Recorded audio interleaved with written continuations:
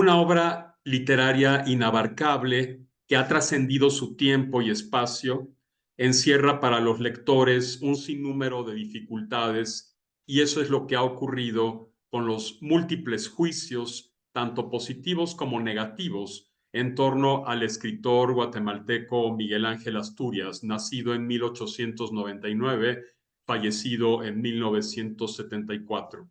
Premio Nobel de Literatura de 1967, Premio Lenin de la Paz. Independientemente de que los premios digan poco o nada sobre la calidad de una creación artística, nos enfrentamos a un autor polifacético, a un autor propositivo, a un verdadero innovador. Por cierto, en este mismo canal sostuve una conversación con Miguel Ángel Asturias Amado, el hijo del escritor. Te dejo aquí arriba esta conversación por si deseas mirarla. La vida y obra del Nobel guatemalteco, quien se movió con soltura en todos los géneros literarios, es en sí misma polémica, controversial. Las publicaciones de textos inéditos o desconocidos de Asturias han desmentido, completado o incluso negado muchas aseveraciones sobre el escritor. En un contexto de descubrimientos, de novedades para los especialistas de Miguel Ángel Asturias, han surgido críticos interesados en esta obra, en la obra completa de este guatemalteco universal. Cuando leí hace ya muchos años obras como Leyendas de Guatemala, El Señor Presidente, Hombres de Maíz, El hombre que lo tenía todo, todo, todo, El espejo de Lidasal, por citar un puñadito pequeño de obras, pues quedé fascinado y en ese estado de fascinación he permanecido a lo largo de los años. Hay obras de este autor que he leído 2 o 3 y hasta 4 veces. Se trata de una obra compleja que le exige mucha sensibilidad e inteligencia a los lectores. En 2001 publiqué mi libro El presidente y el caudillo, un estudio comparativo de 2 obras, la de Asturias y la del mexicano Martín Luis Guzmán. Este ensayo de literatura comparada tiene una segunda edición ampliada y corregida que puede adquirirse en Amazon, que es esta que tengo aquí, El presidente y el caudillo. Entre muchos críticos asturistas a quienes leí, que son realmente muchos, entre todos ellos ocupa un lugar muy especial Saúl Hurtado Eras. Saúl Hurtado tiene una gran cantidad de interpretaciones, de análisis de la obra de Asturias, que en lo personal considero acertadas e inteligentes. Hola, soy Juan Antonio Rosado. Esto es el canal Grandezas de Lilliput, un lapso en que no nos interesan las modas, sino los temas atemporales, un lapso dedicado al arte, a la lengua y a las letras. Si no te has suscrito, suscríbete. Siempre habrá temas novedosos, temas de debate, temas literarios, temas universales. Hoy está con nosotros precisamente Saúl Hurtado, autor de libros como La narrativa de Miguel Ángel Asturias, una revisión crítica por las tierras de Ilóm. También es autor de este otro libro, ¿Cuál entonces mi creación? Obra ganadora del Premio Internacional de Ensayo Miguel Ángel Asturias en Guatemala. Saúl es un ejemplo de la nueva crítica asturista, es un ejemplo de por qué podemos decir que Asturias ha trascendido su generación, ha trascendido varias generaciones. Saúl ha emprendido la tarea de penetrar, de leer con los ojos del especialista la obra de uno de los autores más innovadores de la narrativa hispanoamericana, independientemente de lo que opine Borges o de lo que opine García Márquez. Esas son opiniones. Pueden ser muy grandes escritores, pero cada quien tiene sus sensibilidades o su sensibilidad, cada quien tiene su gusto. No se puede negar que Asturias es un innovador, no se puede negar que Miguel Ángel Asturias es un gran creador, autor que domina la palabra, que juega con ella y que también tiene una sensibilidad muy audaz para penetrar en todas las imágenes y para generar los efectos sensoriales en los lectores. Saúl, muchas gracias por aceptar esta invitación, de verdad. Vamos a hablar de estos dos libros tuyos, Por las tierras de Ilón, y también un poco sobre la poética de Miguel Ángel Asturias, concretamente la que tú expones en ¿Cuál entonces mi creación? Y también en la narrativa de Miguel Ángel Asturias, una revisión crítica. En Por las tierras de Ilón te concentraste en Hombres de Maíz de 1949, que para mí, más que una novela, no sé qué opines, para mí es más un poema, es un gran poema en prosa.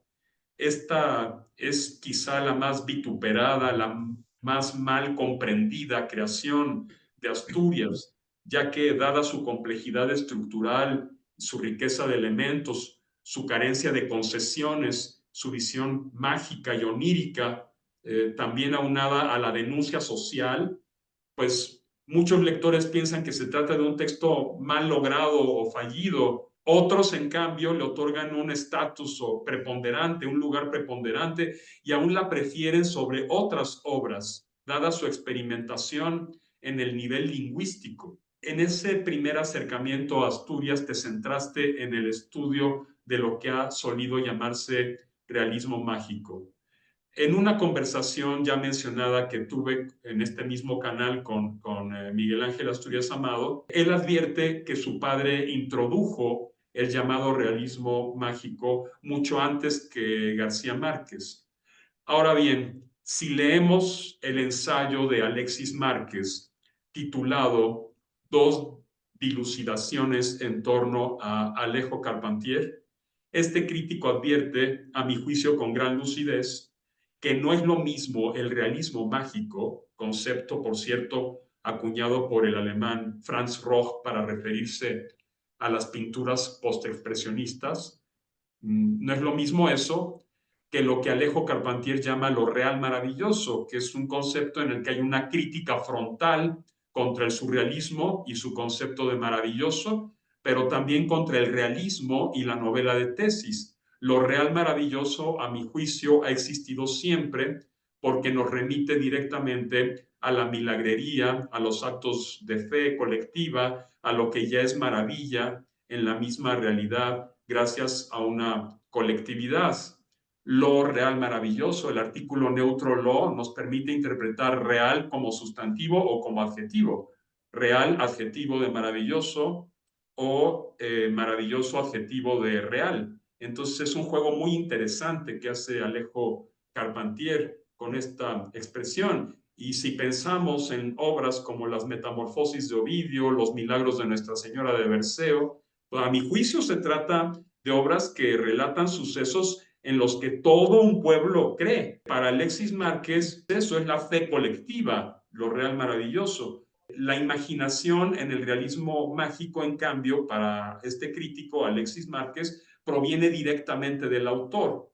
En conclusión, las materias primas son diferentes. Las del realismo mágico y las de lo real maravilloso son materias primas distintas, pero también la intención. Yo coincido con esta diferencia en lo personal, pero al mismo tiempo creo que ambas técnicas, ya sea consciente o inconscientemente, eso es lo de menos, ambas técnicas se combinan y en Asturias creo que se combinan las dos técnicas, porque lo mismo utiliza la fe colectiva de todo un pueblo, las creencias, que la imaginación que proviene directamente del autor. Dejando fuera conceptos o catalogaciones, yo creo que ambas técnicas son empleadas por Asturias. No sé qué opinas al respecto. ¿Podemos decir que se mueve al mismo tiempo en lo real maravilloso y en el realismo mágico?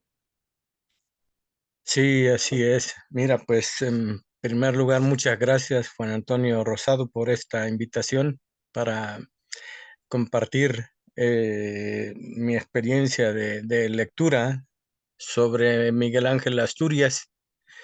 Em, Primero me gustaría decir que este libro de Por las tierras de Ilóm, el realismo mágico en Hombres de Maíz, es en general lo que yo presenté como tesis de maestría. en 1996 y que eh,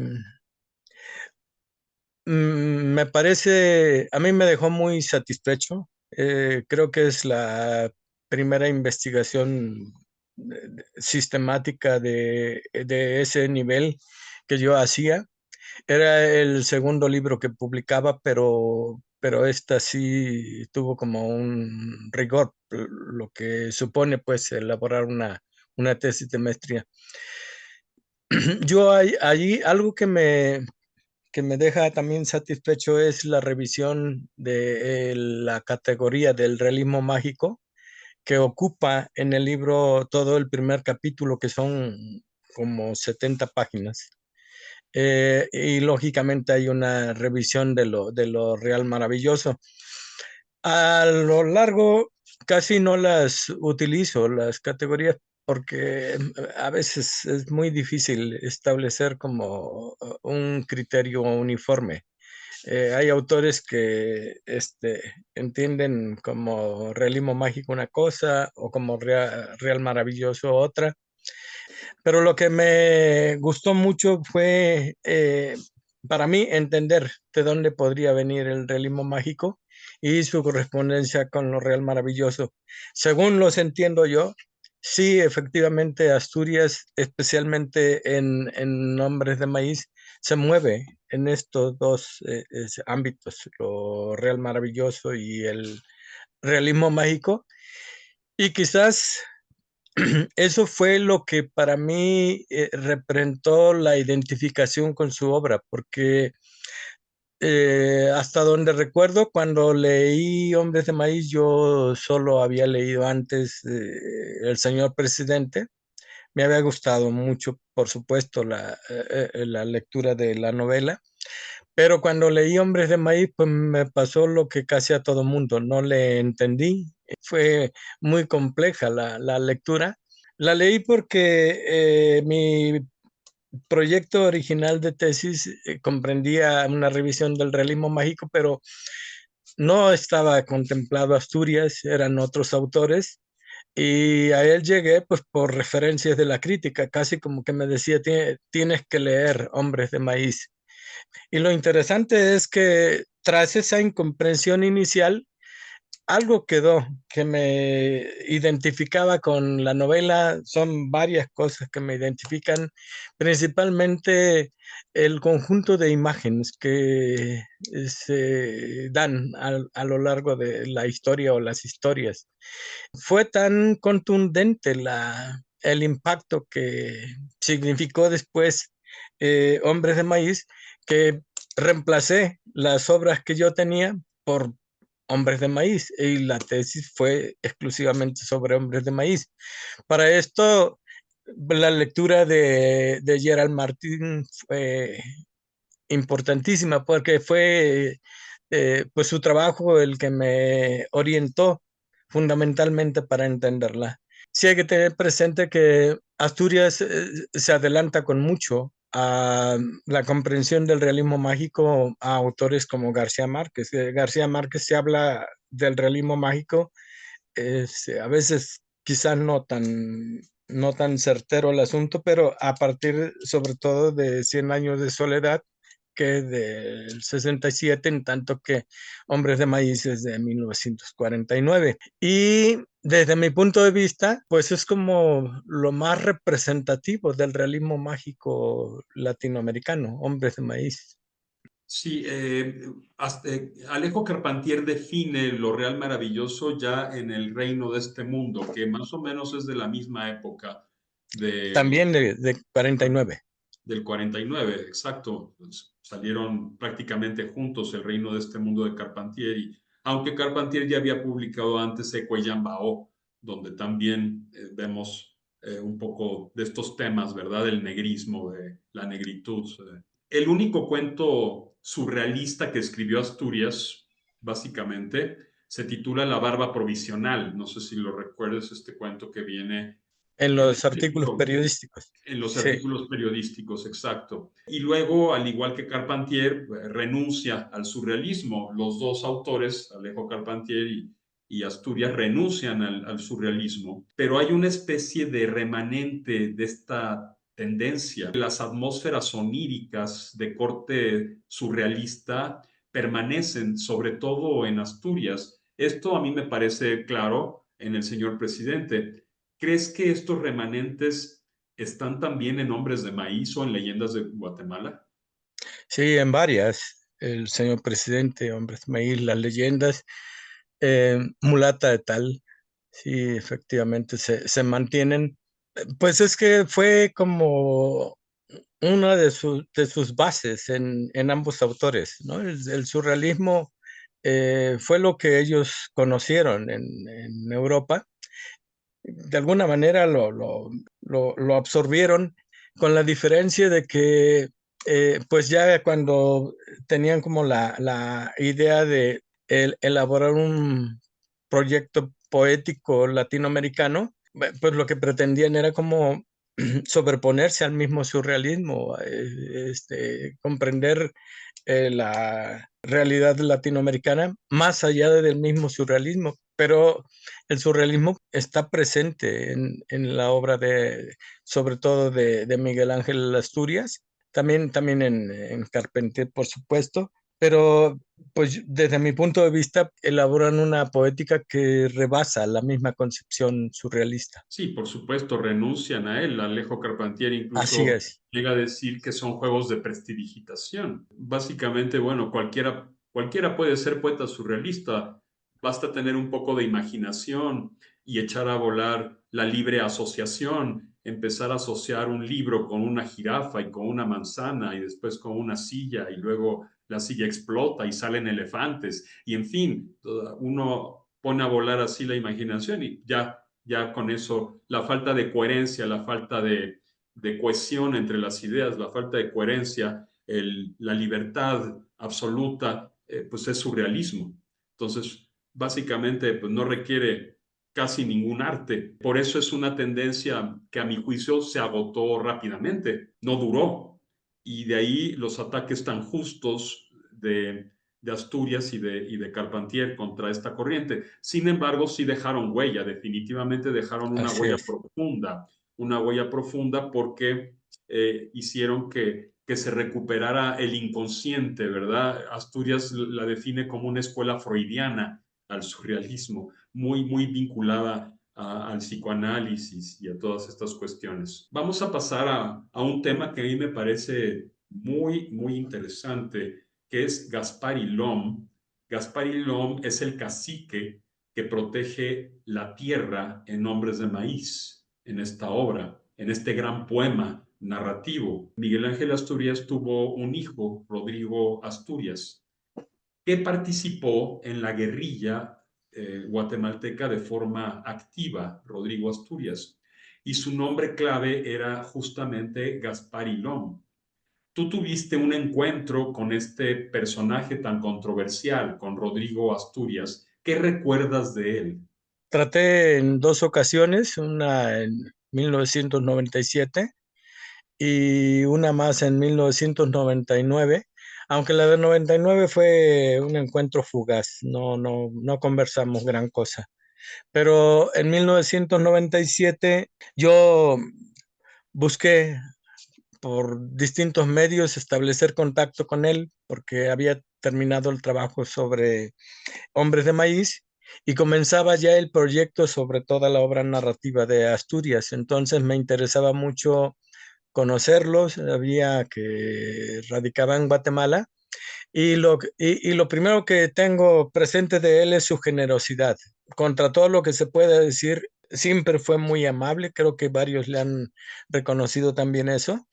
Me concedió dos entrevistas en ese diciembre de 97, una sobre la obra de su padre está publicada en la revista Espéculo, integrada también a otro libro que ya no dijimos, pero que se titula En la Tierra del Quetzal, ensayos y entrevistas reunidos sobre Miguel Ángel Asturias y su obra. El título de esa entrevista, Los hombres de maíz se volvieron guerrilleros, porque ese fue el mensaje que Rodrigo le envió a su padre cuando ya se había convertido en miembro de la guerrilla. y ya él había adoptado el seudónimo de Gaspar Ilom. De hecho, fue tan, tan relevante que a él los miembros de la guerrilla pues, siempre ya sabían que cuando se había descubierto la identidad de los altos mandos de la URNG, ellos siguieron llamándole Gaspar. Yo les llegué a preguntar, ¿pero por qué le llaman Gaspar si ya saben que se llama Rodrigo? Pues es que así lo conocemos, nosotros ya nos acostumbramos y para nosotros es Gaspar. Entonces lo que le pregunté a Rodrigo es que si había una coincidencia entre el espíritu rebelde y de liderazgo del Gaspar Ilom de Hombres de Maíz y de Rodrigo Asturias como dirigente de la URNG. Dijo que no, que era porque él simplemente había adoptado un nombre en el momento en que decidieron que debía presentar un nombre. Dice, a mí me impactó la lectura de Hombres de Maíz y se me ocurrió simplemente que me identificaba con algo así como con la causa guatemalteca y especialmente la de la guerrilla. Bueno, hay otras cosas que tengo presente de él, pero otro detalle que quisiera señalar es la coincidencia en la versión de Miguel Ángel Asturias hijo y Rodrigo Asturias acerca de la costumbre de Miguel Ángel Asturias padre de trabajar especialmente en las mañanas. Los dos coinciden, es una coincidencia muy, muy característica, lo cual nos da una idea de que efectivamente, pues sí, sí era ese el hábito de Miguel Ángel Asturias padre de levantarse temprano y trabajar desde como las 5 o 6 de la mañana hasta las 10 o en ocasiones hasta las 12 del día, en que se ocupaba de otras actividades. Pero eso al parecer era casi todos los días, era un hábito muy sistemático que tenía Asturias para, entre otros detalles, ¿no? Que tengo presente de la conversación con Rodrigo de aquel 1997. Saúl, en tu libro, ¿cuál entonces mi creación? Título tomado del gran poema de Miguel Ángel Asturias, Tres de Cuatro Soles. En este libro, para mí esta obra es una muy buena introducción a la obra completa de Asturias. Aquí te planteas el problema de la poética, de la narrativa de Asturias desde distintos puntos de vista. Inicias tu exposición con un breve repaso sobre la situación de la crítica en torno al escritor, pues para reflexionar y analizar su vigencia. Para ti, ¿a qué se debe el relativo olvido que ha tenido una buena parte de su obra? ¿Y qué opinas de esos críticos que están desperdigados por aquí y por allá, que dicen que ya es una obra pasada de moda o no sé cuántas cosas han dicho por ahí? Pues creo que son distintas circunstancias. Mira, hasta la fecha yo he encontrado personas en Guatemala a quienes, según lo revelan, les cuesta mucho leer a Miguel Ángel Asturias. Habría que ver cuáles son todas las circunstancias, pero esas son revelaciones espontáneas, naturales del público en general, que sienten que como guatemaltecos deberían leer Asturias, pero que a la hora de la hora pareciera que no es un texto escrito para ellos o para un público en general. Habría que ver hasta dónde esto es así, es una realidad que yo he constatado, pero también no podemos pasar por alto el asunto político en el que estuvo involucrado Asturias y que tuvo que ver con ese volcamiento de un sector de la crítica que no estuvo de acuerdo con el desempeño político de Miguel Ángel Asturias y que de alguna manera se reflejó en el desdén que tuvieron para la obra de Miguel Ángel Asturias. Y una más, quizás, pues de académicos, pero ya académicos, que de plano, no sé por qué razón, si sea real o haya otras motivaciones, que tampoco parece que no les ha pegado, no han entendido la poética de Miguel Ángel Asturias y que, como tú lo has dicho, pues se manifiestan en términos muy peyorativos. Por ejemplo, de mulata de tal, ¿no? Dice un crítico que es un esfuerzo mal logrado. Y así como esas hay varias, ¿no? Hay quienes dicen que pues ya Miguel Ángel Asturias ya nadie lo lee y cosas por el estilo. Pues hay de todo, pero lo más importante es que en la realidad, pues Asturias sigue vigente y la prueba está en que nosotros estamos platicando sobre Miguel Ángel Asturias en estos tiempos y que tú participas en el proyecto de estudios críticos sobre la novela Maladrón, que está por publicarse. Claro. Esto solo sobre Maladrón, ni siquiera es de toda la obra de Asturias. Si nos pusiéramos a hablar de toda la obra, pues encontraríamos muchas más personas que entrarían en proyectos de esta naturaleza. Pues es discutible todo esto, pero sí, sí, efectivamente es una realidad que pues hay gente a quien no le gusta la obra de Asturias porque no la comprenda o porque simplemente no le parezca relevante. Pero lo interesante es que a veces se sobreponen como criterios extra, ¿no? O por desconocimiento también, que no conocen bien la obra o no la han entendido en el mejor de los casos y pues ya la consideran como de menor calidad, lo cual pues en el fondo no deja de ser una injusticia. Tal vez se deba a que ellos sienten que Asturias les exige mucho, ¿verdad? Que es un Yo autor creo muy que sí. exigente, es un autor muy exigente porque por su sintaxis, por su léxico, por sus imágenes. Sí, pues es como te digo, la primera lectura que yo tuve de Hombres de Maíz, pues creo que representa quizás a ese lector. No estaba yo preparado para leerla y la verdad no la entendí. Se me hizo como muy compleja. Había palabras que de plano pues, chocaban en mí, no las recibía, ¿no? Era la primera vez que yo me enfrentaba pues ya bien a bien con la obra de Miguel Ángel Asturias. Ahora, pues tengo presente que quizás no era el momento, esa primera lectura, pero cuando comencé a leer la crítica me fue revelando muchas cosas y pues esto me hace pensar que pues a esos autores a quienes les cuesta pues cierto esfuerzo leer a Miguel Ángel Asturias, pues una alternativa podría ser recurrir a la crítica porque les va revelando varias cosas. Y quizás otra cosa sería de la lectura de la obra de Miguel Ángel Asturias. Sí, porque hay muchos referentes que tal vez ya están un poco perdidos, se requiere mucha cultura para llegar a ellos, para acceder a ellos. Entonces la crítica nos ayuda también a comprender ciertas zonas de la obra de Asturias.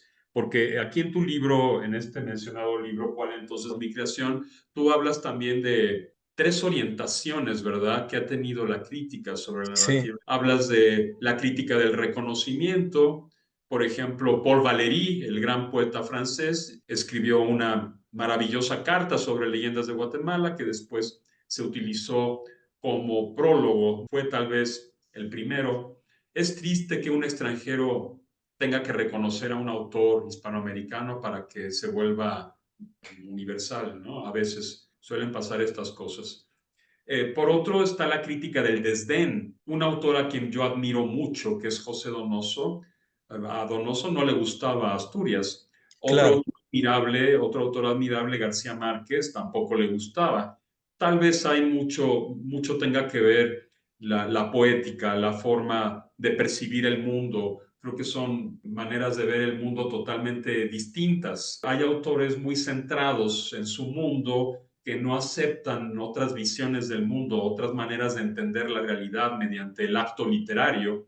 Entonces yo creo que también a eso se puede deber la crítica del desdén de la que tú hablas. Simplemente no encaja esta poética con mi visión del mundo, con mis expectativas. Por último está la crítica desmitificadora o revisionista que tiende, la objetividad es imposible, pero tiende a la objetividad y observa este vínculo entre la recuperación del mito y el proyecto ideológico y político de definición de lo guatemalteco. ¿Conservas todavía en la actualidad esta visión sobre las lecturas que se han hecho de la obra o agregarías otra orientación? No sé si se podría agregar otra, pero sí, sí, yo tengo presente esas tres líneas que marcan pues la situación de la lectura de Miguel Ángel Asturias. Y sobre todo, pues a mí me interesa mucho esa crítica a la que yo llamo desmitificadora,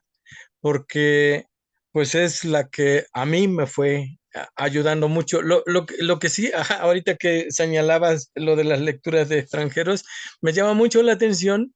Primero que una buena parte de la crítica sobre Asturias es de otros países como Estados Unidos, de la misma Europa. Pues si hablamos de tres estudiosos emblemáticos de la obra de Miguel Ángel Asturias, podríamos citar a Gerald Martin, el inglés, a Giuseppe Bellini y a Mose Gala, que pues nada que ver con el latinoamericano, es especialmente, Italianos.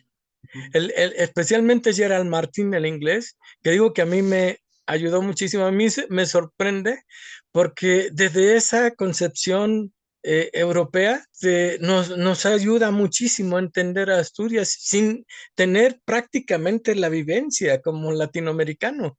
Lógicamente él sí anduvo en Guatemala y caminó por Guatemala, pero eso no sería suficiente. Y sin No, embargo, pues a veces hasta da como pena, ¿no? Reconocer que tengan que venir extranjeros a ayudarnos a leer la obra de nuestros propios autores, cuando por la cercanía cultural que tenemos con ellos, pues deberíamos estar nosotros en cierta ventaja. En parte después, cuando yo entendí a Hombres de Maíz, pues sí reconocía también esa cercanía cultural, porque yo leía Hombres de Maíz muchas veces, y fragmentos de Hombres de Maíz, estaba empalagadísimo con él, me gustaba muchísimo ya cuando y lo leía y me fascinaba. Y reconocía esto, que Hombres de Maíz me ayudaba como a reconocer mi propia infancia morelense, que no guatemalteca, y él no hacía referencia así a lo mexicano, por lo menos no en las circunstancias en que yo las revivía, ¿no? Y sin embargo, me ayudó muchísimo a entender esa parte de mi infancia y mi adolescencia, viviendo yo en un pueblo muy pequeñito del estado de Morelos, identificándome a través de Hombres de Maíz, cosa algo curiosa, pero sucedió. sí, sí, sí, sí te creo. Yo creo que yo creo que también para comprender la obra de Asturias hay que leerla toda o la gran mayoría de ella, porque yo creo que es una unidad orgánica llena de vasos comunicantes. No sé qué opines tú sobre esto. Lo digo porque pues hay críticos que vinculan a Asturias con una tendencia, otros que la vinculan con otra.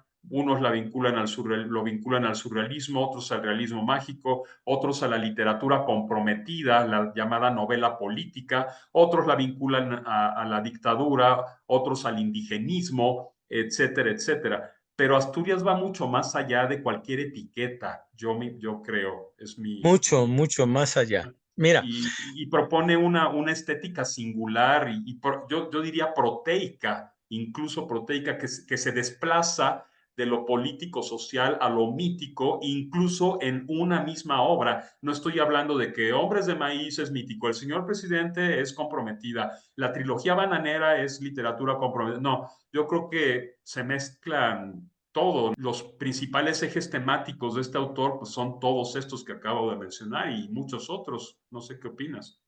sí, mira, yo también estoy de acuerdo porque tuve esa experiencia, ¿no? Si Hombres de Maíz me había impactado de tal suerte que pensé en que como investigación doctoral valía la pena revisar toda la obra de Miguel Ángel Asturias, lo cual es relativo decir toda la obra porque hay una parte incluso que no se conoce. Sin embargo, cuando yo la leí como, digamos, en su totalidad, entre comillas, me ayudó mucho la lectura de estos 440 artículos publicados en el libro París 1900, 24. 24, 1933, periodismo y creación literaria, porque me ayuda a entender lo que fue Asturias, ¿no? A lo largo de su vida, porque algunos, tú lo tienes muy presente, le, pues como que le recriminan ese supuesto salto que da de la tesis de los años 20 a la publicación de Hombres de Maíz, como que se desdice. Y no se desdice. En los artículos que están en esa fase intermedia, se ve cómo va, lógicamente, nadie, ninguna persona se puede mantener en un mismo sistema de pensamiento a lo largo de su vida. Va cambiando según su experiencia del mundo. Y Asturias le va dando cabida a todas esas líneas que va mostrando posteriormente en toda su obra.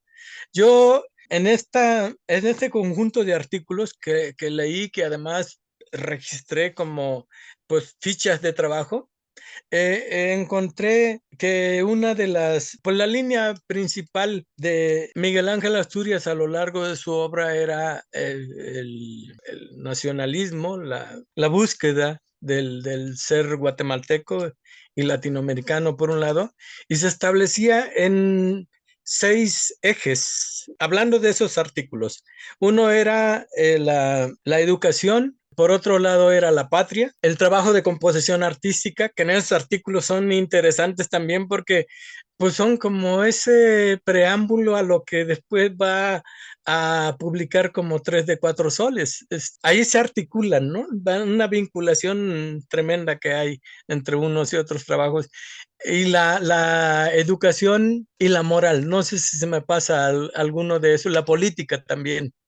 Entonces, a mí me llama mucho la atención cómo la lectura de estos artículos de la década de los años 20, pues están mostrando a la Asturias que se va a expresar varias décadas después. Hay una conexión interesantísima en toda esa escritura y estamos hablando de pues un escritor muy joven todavía, ¿no? De 20 a 30 años. Y sin embargo, yo encuentro como mucha congruencia en lo que hace. Es imposible pedirle a un autor congruencia absoluta, pero en él me llamaba mucho la atención eso, que ya estaba expresado desde los artículos todo o varias cosas que uno puede encontrar en su obra posterior, pues ahí está anunciado. Saúl, unas últimas preguntas antes de despedirnos. ¿Cómo miras la situación de la crítica asturista ahora? ¿Qué orientaciones o qué orientación detectas más? En otras palabras, ¿cuál y cómo es la recepción de la obra asturiana en la actualidad? Si es posible saber esto, por lo menos muy parcialmente, ¿siguen o no siendo pertinentes en el marco de la globalización ciertos pruritos, ciertos anhelos imperantes en la época de Asturias? Acabas de mencionar el problema de la identidad, por ejemplo, ¿no? La Sí, definición del ser guatemalteco, la definición del ser latinoamericano. ¿Sigue pertinente esta pregunta en la actualidad, esta pregunta por la identidad, o ya está superada para ti? no, yo creo que se mantiene, quizás no se mantiene con los mismos presupuestos de décadas anteriores, pero el problema de la identidad yo la veo como algo permanente en nuestra conciencia del mundo, ¿no? Lo que sí noto es que pues están como estas dos líneas de la crítica de Asturias, esa que no le quiere llegar, que no la quiere entender, pero esa otra que se mantiene y que además a mí me gusta mucho la crítica actual de Miguel Ángel Asturias porque a mí me ayuda muchísimo.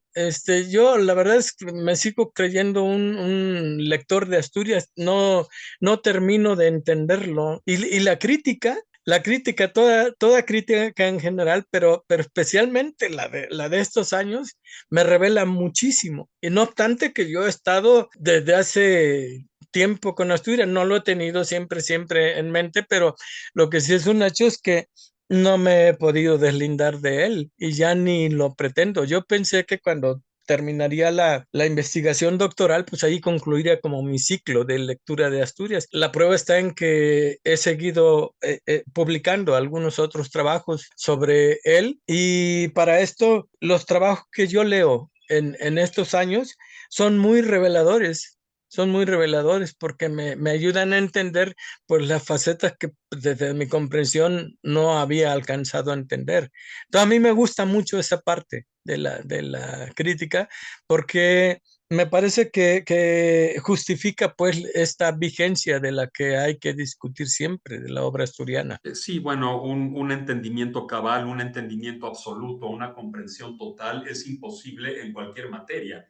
Eso lo sabemos, porque hay muchas miradas, hay una gran cantidad de miradas y un mismo objeto se puede entender, sobre todo si se trata de un objeto artístico, pues desde muchísimos puntos de vista. Sobre todo si hablamos de un objeto artístico, pues es un objeto en principio polisémico. Es normal que pueda adquirir distintos significados, incluso que esos significados puedan ir cambiando también de época en época, de lugar en lugar. Tal vez Asturias, como le pasó a Dostoyevsky, como le pasó a Cervantes y a tantos otros, no lograron penetrar absolutamente ni siquiera ellos en los sentidos de sus propias obras. Es un poco lo que dice Henry Miller. El artista no suele conocer el sentido profundo ni los sentidos de su propia obra, menos los demás. A veces los demás saben mucho más profundamente de la obra de un artista o de un escritor que el escritor mismo. Si Dostoyevsky resucitara y leyera el libro de Bakhtin sobre Dostoyevsky, Problemas de la poética de Dostoyevsky, pues seguro Dostoyevsky aprendería muchísimo sobre su propia obra. Lo mismo que Asturias seguramente aprendería muchísimo sobre su propia obra si resucitara, y cualquier escritor también. Claro, hay malas lecturas, también eso es verdad. Hay muy malas lecturas de estos autores, los que empiezan a integrar elementos que no tienen nada que ver con la obra. Recuerdo ahora que hablabas de la crítica europea y de los críticos ingleses, hay un crítico inglés que se llama Richard Callan, yo creo que tú lo conoces, que Sí. hizo una lectura realmente mala, mala del señor presidente. Primero, en primer lugar, despolitiza el señor presidente, lo despolitiza. Y eso es imposible, no puedes despolitizar el señor presidente. En segundo lugar, empieza a asociar todo con el mito, con Babilonia, y entonces dice que el portal del Señor es la puerta, es Babilonia, y empieza, a mí me parece una crítica muy fumada, la verdad, muy como que alucinada totalmente, empieza a meter cosas que no tienen nada que ver. Todo el mundo sabe que el portal del Señor existió, no es ninguna obra, ningún espacio de la imaginación. Entonces, hay lectores malos, hay críticos malos, o sea, eso no cabe la menor duda. Y están los que tú dices, que son los que iluminan, los que ilustran, los que penetran una obra y nos la vuelven más comprensible. Así es, mira, pues esta es la naturaleza de la crítica, ¿no? Sorprendente porque, pues, en ocasiones es una crítica académica que se supone que debería estar como más comprometida con la comprensión de la obra que tiene ante sí. Y sin embargo, pues también es común encontrar esa crítica a la que es llamado fumada, ¿no? Que uno no entiende por qué la tiene que llevar por ese lado, no, no tiene nada que ver, ¿no? Pero así es. Está esa posibilidad. A lo mejor esa podría ser otra opción de las líneas críticas, Otra orientación son las otra lecturas orientación. alucinadas, las lecturas alucinantes, alucinadas, ¿verdad? Uh-huh. Sí, sí está. Y sobre él ahí, pues hay una buena cantidad que constituirían pues, la representación de esa línea, ¿no? No sé si esa ayude a entender o ayude a confundir. Ya será cosa de quien la lea, pero pues de buenas a primeras sí parece que a veces sí están tan desencaminadas que uno dice, pero ¿para qué le sigo por acá, no? Si yo tengo esta línea y lo que busco siempre la crítica, por naturaleza es que a mí me ilumine, que me vaya descubriendo lo que yo no he podido descubrir. Ese es el objetivo de la crítica, valorar una obra. Saúl, pues muchísimas gracias por haber estado aquí. Este programa fue una invitación a leer o a releer a Miguel Ángel Asturias, porque la inmensa nación hispanoamericana mantiene muchas de sus obsesiones y problemas. Uno de ellos es esa constante búsqueda por el ser cultural, por la identidad cultural, en un ámbito pluriétnico y multilingüístico. Una de las respuestas es el mestizaje literario, la hibridación, el sincretismo. Muchas gracias a todos por mirarnos y escucharnos. Suscríbanse y si este video les ha parecido interesante, pongan me gusta, dejen sus comentarios, dejen sus opiniones y hasta la próxima. Hasta luego.